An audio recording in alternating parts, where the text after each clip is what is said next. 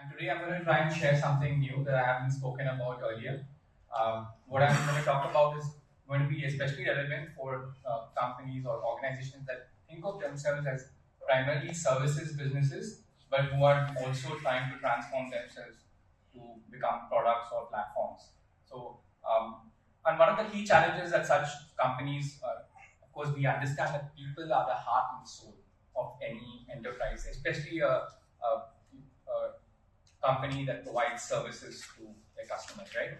I'm not going to give you the cliche that people are our most valuable assets, because that's fundamentally not true. Because people are not assets. Asset is something that you own. Intellectual property is an asset, right? Any physical property is an asset, but a human being is not an asset. I don't even consider them to be a resource. That they are the heart and soul of the organization. And any company which has started off as a services business, one of the key challenges is related to talent. So when we talk about scaling, I'm going to talk about three things today. First is how to scale talent, and second is how to scale your teams and hence your organization, and third is how to leverage technology to scale. So first we talk about talent, and one of the key things when you're looking at talent is hiring. And in a services or consulting company, we think that if we want to grow the company, we need to hire people who are from top tier institutions. We want to hire people who have a lot of experience and who have the pedigree and everything. So whereas that's great, I mean, if you can, there are many consulting firms and law firms who have gone through that route and they have been very successful. So, but as far as Metayage is concerned, being I started the company when I was 25 years old, and I didn't have any funding or whatever. So, whatever constraints, so I had to scale organically. Given these constraints, how did I manage to recruit and get the right talent?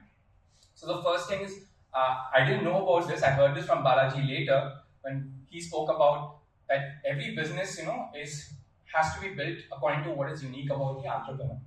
So Balaji often talks about how Michael Dell and Steve Jobs, being from the same industry, but their businesses were built very differently. So similarly, that just because I'm in the sort of legal services industry, it doesn't mean that I have to follow the same playbook as law firms, especially big law firms, right? And firstly, for that is like we don't hire lawyers, we hire engineers, and we don't even hire like engineers from top tier one, or even not even necessarily tier two. Okay, so we hire engineers, and the other thing that we have been doing very consistently is we don't hire laterally typically. There are some very few exceptions, but we don't hire laterally. We hire freshers. So what if I were to tell you that we don't hire experienced people, okay, but we have a lot of experienced people? Now, how do we do that? Is that some of the people that we have hired fresh out of college, we managed to help them grow and become really experts at their field, masters of their profession. And in fact, one such person has been in our company for 15 years, joined us, I think, after 1 year of experience. And he's now a director in my company. So that's the thing, that we've had our own strategy for hiring talent. The next thing is about, of course, we managed to hire people and train them also very well. But the challenge we face was how do we retain people having trained them? Now, it's not necessary that only like even if you're from a tier 2 or tier 3 college, but if you have skills, you are very much in demand. So retaining such people also is a huge challenge for us. And I'm going to talk about that in terms of how we scale teams. That the way you structure the team has a huge role to play in how you retain talent. Yeah. Okay. So the next step is how to scale teams, and that's where when I became a part of LEC, I did the methods workshop. So I learned about self-organizing teams. I learned about this concept called circles. I'm going to talk a little bit more about circle. What is a circle? A circle is a self-organizing team, which means that the team has all the capability to satisfy the requirements of the client, right from onboarding, like even business development, to delivering and collecting the payment. So everything, all the skills are there within the circle, and it acts as a independent unit. It functions on its own. Just maybe some guidance and support is needed, but it's capable of functioning independently. And this is something that we implemented. It took a while for us, but we have like so far 2 circles in the organization. And how we can continue to scale is by adding more circles. And once a circle is put in place, it doesn't require that much of intervention from management to scale it. The circle has its own goals, it sets its own KPIs, and it measures its own performance. And guess what? Within the circle, even the team members even get to determine their own compensation.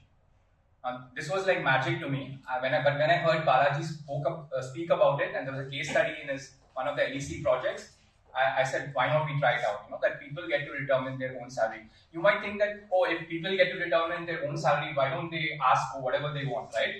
But in reality, they don't. Because when you believe that this is my company, there's a sense of ownership. You behave like an entrepreneur or like an owner of the company. So you act in the best interest of the team as well as in the best interest of the organization. So people also ask based on what they know makes sense for the team, for the company, and not just whatever is in their selfish interest. And how we're able to retain talent is that people also feel a sense of autonomy, that they are getting to make decisions in terms of what projects they take up, how they add value to the client. They have ownership of the client. They feel a sense of belonging. Oh, this is my client. I have a sense of responsibility, accountability for this client. So they do their best. And they also are motivated to constantly improve their skills. And earlier in my previous talk, I spoke about purpose. That, of course, I'm not going to delve into that too much, but these are some of the things that helps to retain the talent within the circle. And how do we upskill these people? That's another challenge, right? So within the circle, the team members actually proactively train each other, and they don't feel like they're competing. So before we formed circles, we actually had this problem, where team members would be apprehensive to train others. They feel like, oh, this person is going to get ahead of me, then they will get promoted ahead of me. So that sense of competition was there. Now in the circle, they know that if they do well, the circle does well, the company does well, all of us will benefit. So they are training each other, as a result of which management bandwidth or top talent is not spending a lot of time in training people. The time taken from zero to performing, generating value. So we define like a ratio between salary and contribution. So earlier it used to take so long to attain that ratio that the person would leave the company before they reach it. So now it's like that's happening within 3 to 6 months. So that's why, and that's because the circle itself is taking care of the training. And that's how we're able to upskill people also and retain them. The last thing I'm going to talk about is about leveraging technology.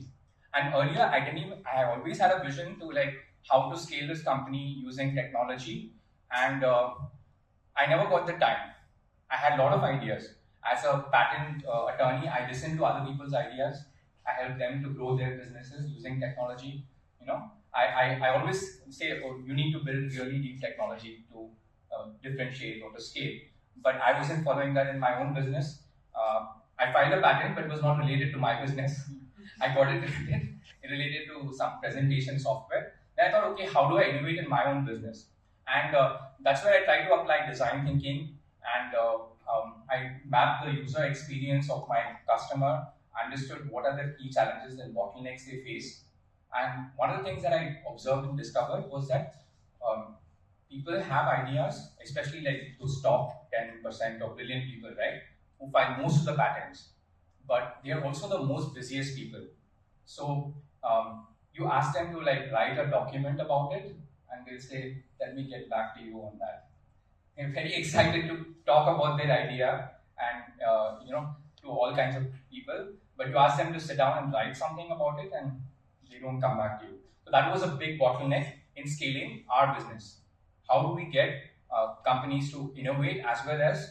See, another problem with that, apart from finding more patents, is that ideas itself go undiscovered. The company doesn't even know these ideas exist because they haven't been documented and shared with the company. So how do we capture this? How much time do you have? Yeah. So we identified this problem. How do we solve this? And did some design thinking exercise, and we created a sort of a flow where, as and when you're entering any information about your idea, you get some instant feedback. So whatever we learn about, I read this book. It was about that how do you leverage that dopamine to gamify software products, what makes them addictive, right? And try to apply those principles there. That when you get some sort of, see, smart people, we love to show that we are the best. We are very competitive. So if you kind of make them feel that, hey, you're not doing well enough, you can do better, they take it personally.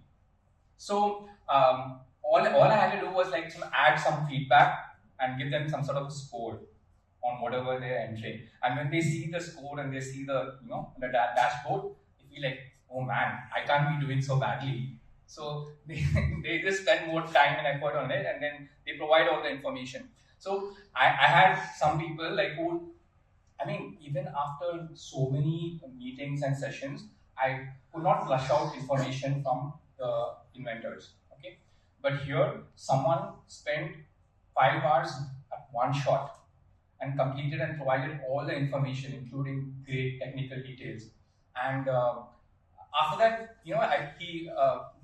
at the time I only built a minimum viable product so far.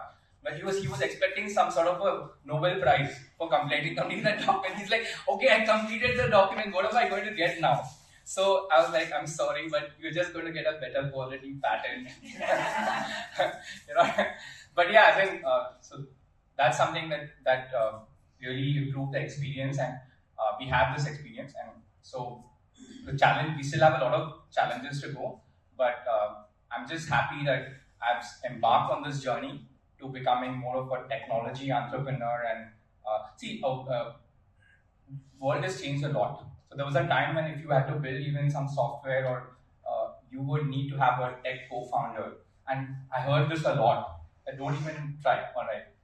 But then now in today's world, Balaji has built an app for LEC Arena, and I built my app. And so I mean, it's possible now to build your own tech, use AI as well. So I'm not using it yet, but it's there on the roadmap. So on my path to scale the company using technology. That's it.